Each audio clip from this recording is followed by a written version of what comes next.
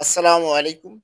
Hello বন্ধুরা, H medicine and health tips থেকে সবাইকে জানাই স্বাগত। আজকে আপনাদের জানাবো কাকরোলের কিছু গুরুত্বপূর্ণ পুষ্টিগুণ সম্পর্কে। কাকরোল একটি পুষ্টিকর সবজি যা ভিটামিন, খনিজ এবং অ্যান্টিঅক্সিডেন্টে ভরপুর। এতে ক্যালোরি কম এবং ফাইবার ও জলীয় অংশ বেশি থাকে। এটি রোগ প্রতিরোধ ক্ষমতা বাড়াতে, দৃষ্টিশক্তি ভালো রাখতে এবং তারুণ্য ধরে রাখতে সাহায্য করে। চলুন জানা যাক কাকরোলের কিছু গুরুত্বপূর্ণ পুষ্টিগুণ সম্পর্কে। Vitamin C. কাকরোলে প্রচুর পরিমাণে ভিটামিন সি থাকে, যা শরীরে রোগ প্রতিরোধ ক্ষমতা বাড়াইতে সাহায্য করে এবং এটি একটি প্রাকৃতিক অ্যান্টিঅক্সিডেন্ট। Vitamin A. কাকরোলে ভিটামিন এ রয়েছে।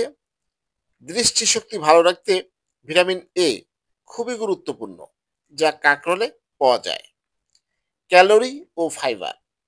কাকরোলে ক্যালোরি খুবই কম থাকে এবং ফাইবার ও জলের পরিমাণ বেশি, যা ওজন কমাতে সাহায্য করে। অ্যান্টিঅক্সিডেন্ট।